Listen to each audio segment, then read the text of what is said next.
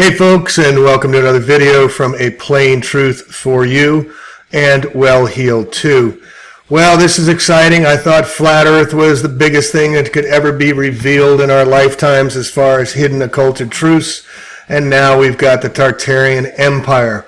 But one thing I am claiming and making today as pretty irrefutable fact here is that Tartarians were flat earthers, folks. Breaking the news, the Tartarian Empire, the greatest empire that was known to all of man before the occulted history, they were flat earthers. Let's go on. So this is from David Rumsey Map Collection, largest early world map, 10 feet planisphere, planisphere, not sphere, plane, get it? Planet, so you know, is plane with a T. Extraterrestrial means extra lands. So plane T, terrestrial, means a plane land, planet. Just sidebar. All right, so an extraordinary 60 sheets manuscript of the world made in 1587 by Urbano Monte, one of the oldest maps, in the map collection at Stanford University. Remember, Stanford University has all the Californias and island maps, over 250 of them as well. This was a 10-foot square map of a planisphere, the largest known early map of the year. The North Polar azimuthal projection of this planisphere uses the advanced scientific ideas of the time. The artistry in drawing and decorating the map embodies design at the highest level, and a view over the world, and gives us a deep historical resource with the listing of places, the shapes of places, and the commentary interwoven into the map. Science, art, and history all in one document. Until now, Monte's manuscript was seen as a series of 60 individual sheets.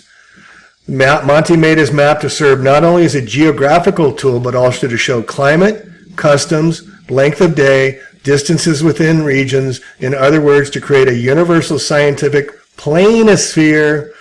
In his dedication, he specifies how to arrange the sheets to make it explicit that the whole map was to be stuck on a wooden panel 5 so that it could be revolved around a central pivot of the North Pole. It's a flat map, folks. Here it is, and it comes with great detail. I just ordered the largest one, a 60-inch one you can get, but I'll get into this in a minute. But you can see all the details. The details are absolutely amazing. This is Africa here. And you can see the camels here and the creatures they have here, which we'll get into in a minute. They have griffins, they have lions, they have all sorts. But you can take this apart. We need to really take this apart. This is a cross-section of Northern Europe here. You can see it was not very big compared to the rest of the world, compared to Africa. Here's Japan. Doesn't quite look like the Japan of today, does it? This is United States, Florida. And look at Cuba down here. It didn't quite have that extension that we see today. Here's the Gulf of Mexico over here. Don't see any hurricanes, though, geoengineered. And then down here, we've got northern Siberia, Central Asia. And also, we see this is southern Argentina and Chile. So it's very detailed. These are the 10 panels. And the ships, the sailing ships going across the sea and whatnot, you can see as well. And also, this looks like a water spout coming out in the middle of the lands. Whoever can read Italian, ancient old Italian, we need to decipher how this all goes. And that was the constructor of the documents here. And you can see around the Arctic Circle, which we'll get into here in a minute as well. So very, very detailed, elaborate map. And then this is very interesting. Attilia at the center of the North Pole. We got Libro and Corto. So any Italian people speaking out there, if you can help us decipher. But this is showing the lengths and days during the different months. And then here's the Knights Templar, folks, the Red Cross. Here they are, crossing the oceans, changing the story, making up their story, his story, as opposed to her story. And her story is one of elegance, simplicity, beauty, Mother Gaia. And what do we see here, folks? We see the central North Pole, and we see the electromagnetic sun and the moon rotating around it as well in a circumference circling the center pole. So the lies are great, the lies are deep, but they're coming out as well. So these are all the 10 images that were blended together here. So this is from my YouTube channel, JME Lee, which I highly recommend you get on if you're on Fascist Book. but an extraordinary 60 sheet by the Rumsey Map Collection. But just to go a little more detail, they said they used the Mercator's sphere map of 1569, but he claims his sources for the maps were many of the great people of our times, Ptolemy, Pliny, Cortez, Columbus, supposedly all these people that sailed around the world and reported back and made this great map, a flat earth map, printed on the wall. It indicates he had planned to distribute his geography to a wider audience, but it was never quite done. And I'll put this in the show notes as well.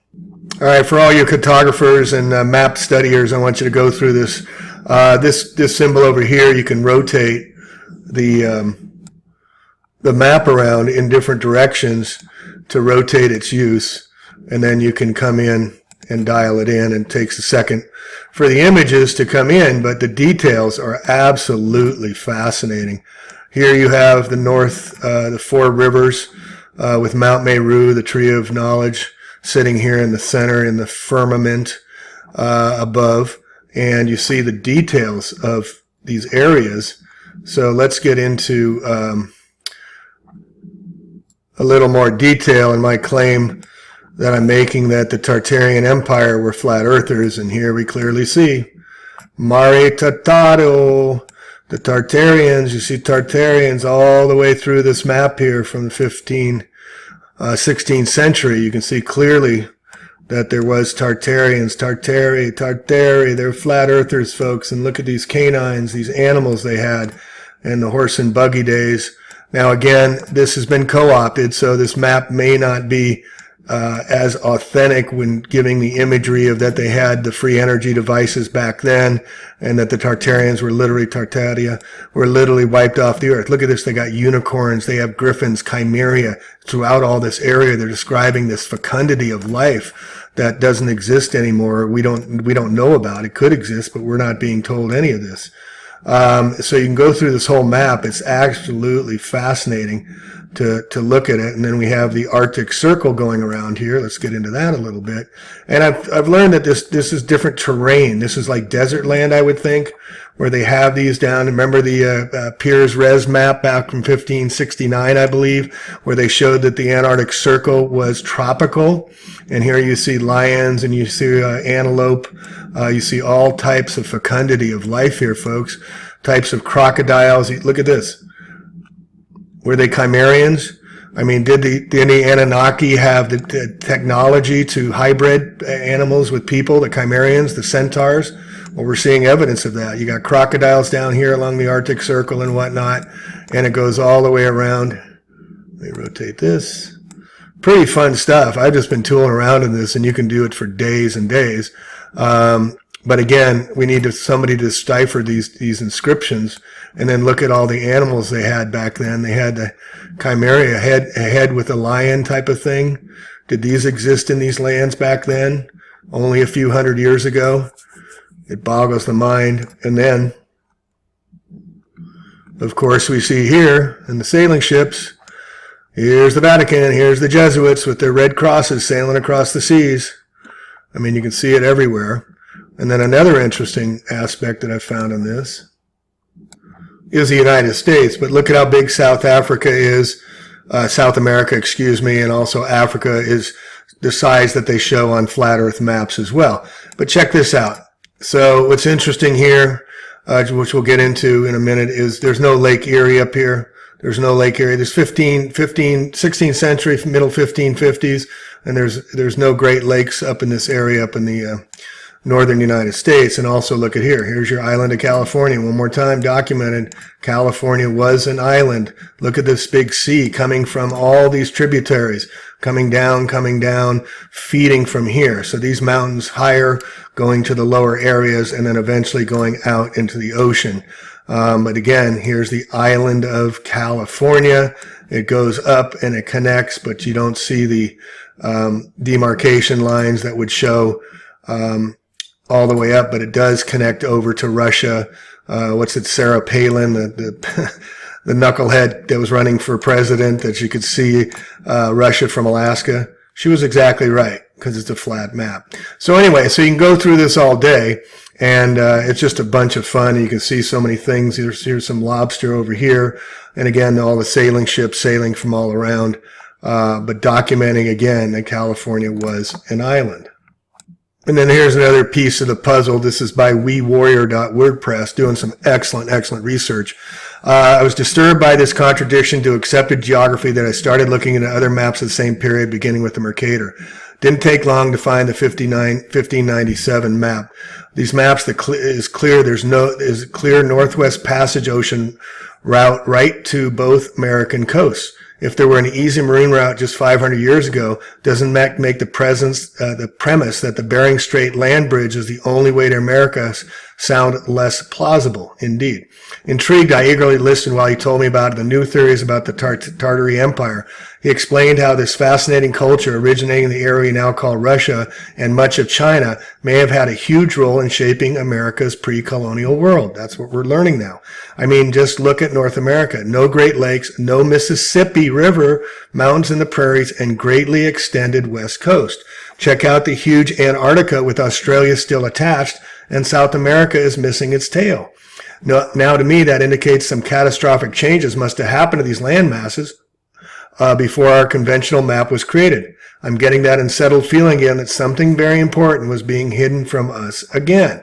So this is in the notes. I'll put in the show notes as well. And I'll just take you through these beautiful, I mean, can you just imagine if this was an energy device and people came here to heal from all over the world and everybody were healers, everybody had healing centers, and we all lived in fecundity and abundance, without geoengineering, without mass force vaccinations, without need for politics. Nobody needs to be governed. We're all live in peace and abundance. That's what the Tartarian Empire, I'm learning, was. It was a land of plenty. And one of the only rules they had was what you take from nature, you give back.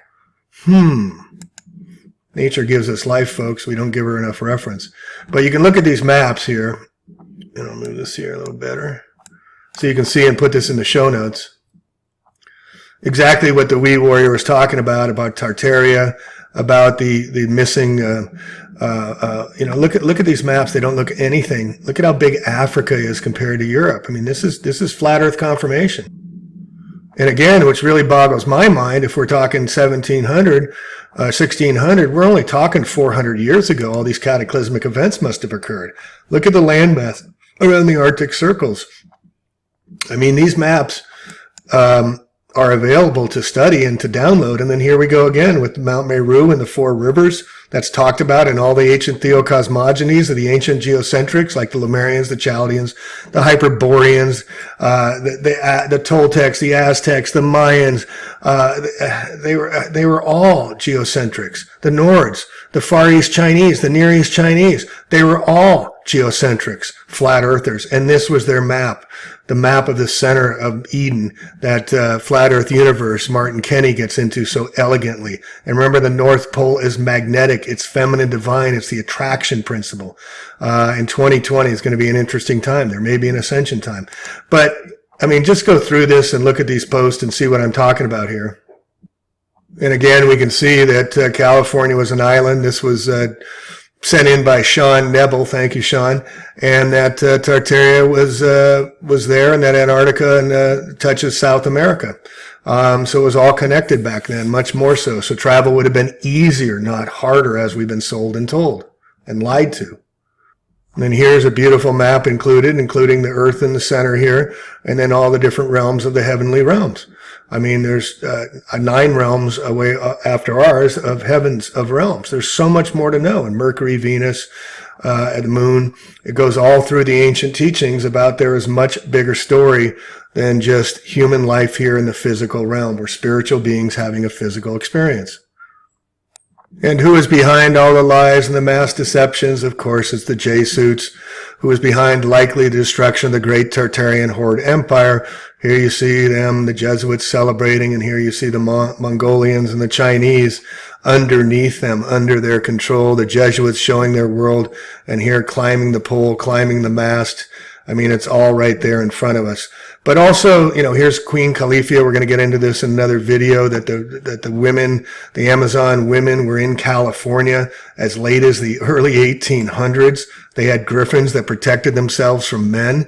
The story's unreal. We'll get into that another time. But I'm going to get into this more and more. But again, the Tartarian Empire was massive. They were massive. Not all giants, but there were a lot of giants. Look at these pipe organs. Look at this man down here, and look at this pipe organ.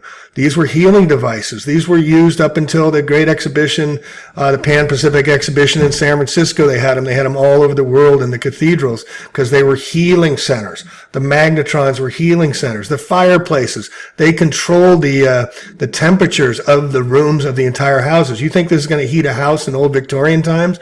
Think again. These things in the fireplaces, those are capacitors. We'll get into that more. Here we see the Wi-Fi energy devices at top of all these buildings. We'll get into this more. But again, you can go to my my YouTube page and you can look it up for yourself. But I put this together all yesterday.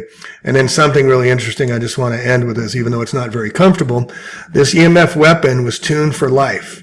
So they used it for good. We're talking about electromagnetic frequencies, folks. And it wiped out, this is one man's conjecture, it wiped out the Tartarian Empire as your rapture. The mass disappearance of people and animals wasn't from aliens, wasn't from the bearded bread and fish multiplier, God, Jesus, whatever you want to call him, but from rather an ancient technology used to deconstruct molecules affected by whatever frequency the weapon was tuned to affect. In the case of the Tartarians, the electromagnetic frequency weapon was tuned for life, such as iron molecules. Fast forward to 9/11, Dr. Judy Woods, where did the towers go? They were dustified. Yes, they were. The weapon was tuned for steel molecules during the 9/11 attack, used to break apart the cellular structure of steel molecules using a form of electromagnetic vibrational frequency. This EMF molecular destruction weapon was tuned to a frequency in which anything with steel in it, such as buildings, cars, lights, street signs, were caught in the weapon's beams, would be affected. The EMF weapon was focused on the area surrounding the pertaining object. The object's molecules that made up its steel component would begin to get excited and cause friction. This friction would first cause the object to catch fire. After a short time, the object's steel molecules would begin vibrating at such a high intensity that the molecules themselves would begin to break apart. Think of a microwave, folks, how it works. It's exciting molecules. And then when you eat from microwave food, the molecules are still being excited and expanding in your system. It radiates all through your system, microwave ovens. As the object underwent molecular deconstruction, the object quickly turned to dust, dustification. A similar technology was used to wipe out the previous creation. However, this time, instead of tuning the EMF to break apart the cellular structure of steel molecules, it was tuned to the composition that made up life, such as iron in our red blood cells. Wonderful, huh? So here's some pictures from early 1900s, 1915. I covered on the San Francisco exhibition. But look at the Coney Tower, all lit up. Look at all these examples, Westinghouse with all their shows. We'll get into that more about how they did it, and Queen Khalifa and California being an island. And then the other thing here is on the giants. We've had giants in our history that hasn't been reported or recorded. Let me move this over here so you get an idea. I mean, it's just all over that the Tartarians were existing all over the United States, as tall as 18 feet. No shit. I mean, Paul Bunyan, remember the story of Paul Bunyan? He was a giant. Remember the stories of David and Goliath? I mean, but we've got pictures on pictures, and then we have articles here about the homes of the giants that once ruled America. And look at all the pictures of all the finds of giants that were found, bones found all across the United States. And notice the Great Divide here, the Missouri, how they're separated here. Isn't that interesting? And notice the movies. Big, it stands for Big Friendly Giant. They make movies about it just to mock us. But we have found skeletons in gravel pits, in the height of a tall person, graves found in pottery. I mean, we find so much evidence of giants, but we'll get into that another time. All right, plain truth out. Catch it on the next video. The Tartarians were flat earthers. Yay, more confirmation. Peace, love one another, and be kind, folks. This is difficult times to download all this information. We're being isolated with all the knowledge we're getting, and others can't keep up. So don't try and make them understand what you're understanding, because you're learning much faster than most of your friends and your family. But just take it as a gift but also take it in knowledge that you're going to be isolated because of your knowledge. So find your other tribe, find other friends on Facebook or wherever, have meetups, connect with other truthers that are awakening, and speak out, because others are awakening and stay silent, and they're suffering in their silence. All right, Plain Truth. Catch you next video. Love one another. Peace.